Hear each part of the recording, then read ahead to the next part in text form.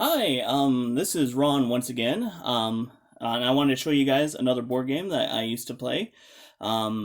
This is a game called Seven Ravens. It is um, played on a 7x7 board or played on an 8x8. When we were growing up, we would play it on a regular chessboard and use pawns and like a knight or a queen piece to play. So, um, as you can see, gameplay starts out set up like this, where you got your pieces set up in the corner, the pawns in the very corner, with your king piece or Odin's raven up at the front.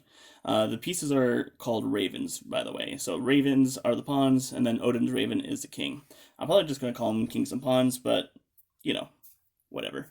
Um, the two different types of pieces they move and capture differently.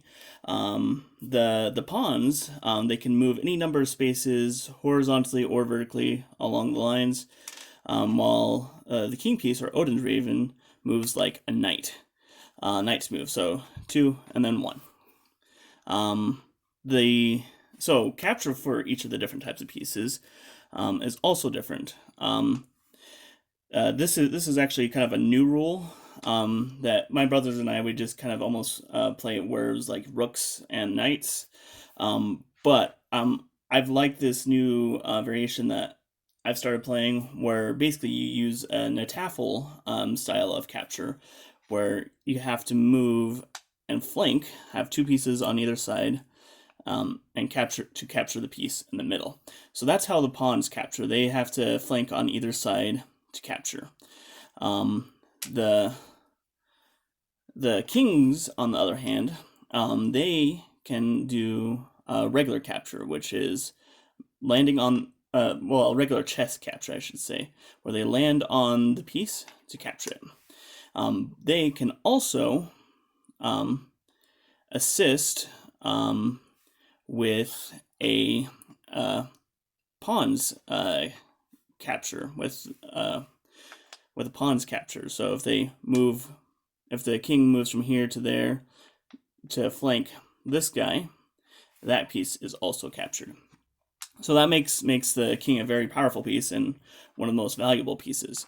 Also, because the king can jump like a normal knight in chess, it makes it very difficult to capture. So as far as strategy goes, that is something to keep in mind. Is if you can capture the king, always capture the king.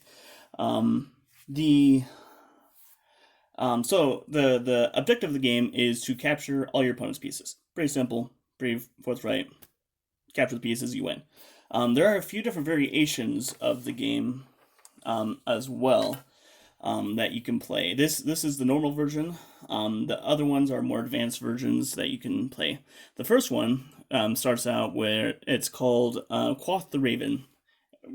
Keeping with the Raven theme, we're gonna throw in some Edgar Allan Poe references here and there.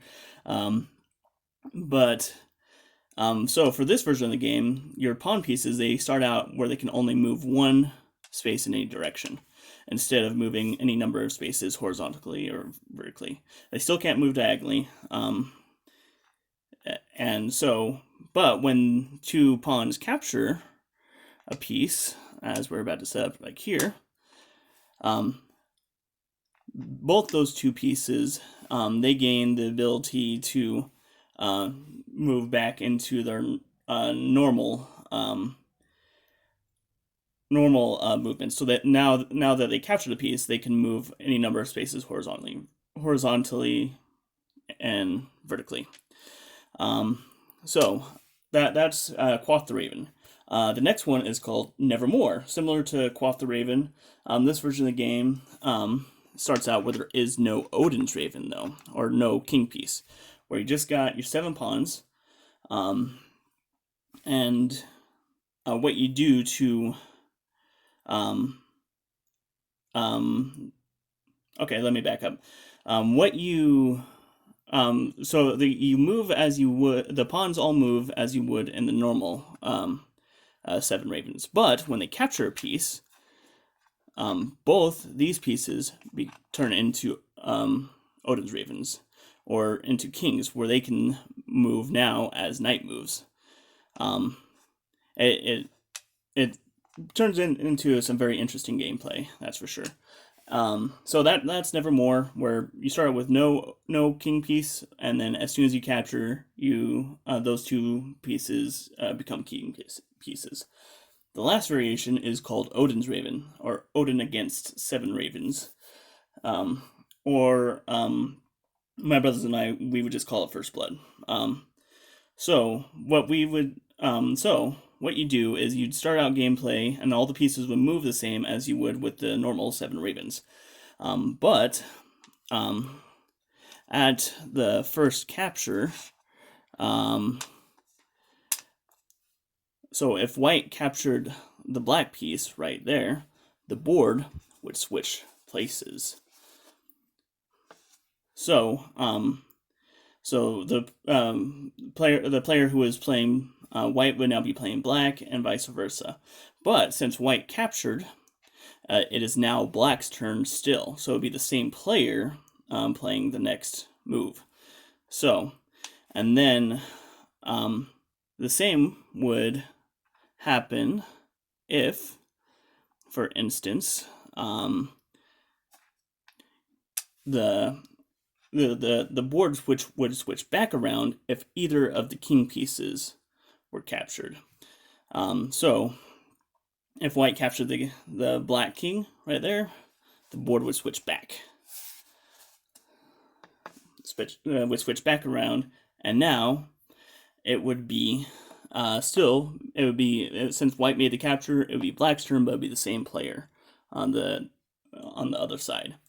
And the same would happen if the white king was captured as well. So there can be up to 3 turns switches back and forth in the game. It makes for some very interesting gameplay, and makes for some very interesting strategy, especially if you are trying to keep the king alive, or if you wanted to if you think that your opponent has a better strategic position, if you hurry and capture a piece, you can gain that advantage. So yeah, that is 7 ravens, and all the variations that I played growing up from what I remember, and some additional spice in there as well from what I used to play. So this is folk game 7 ravens. It's a lot of fun to play. You can find a link in the description where you can get this, or you can play it on a normal chessboard. That is just fine as well. Share with your friends. Let me know if you guys have heard of anything that sounds similar to this game, because we still are trying to figure out where it came from exactly. So if you know anything, leave us a link in the description below, and have a good day.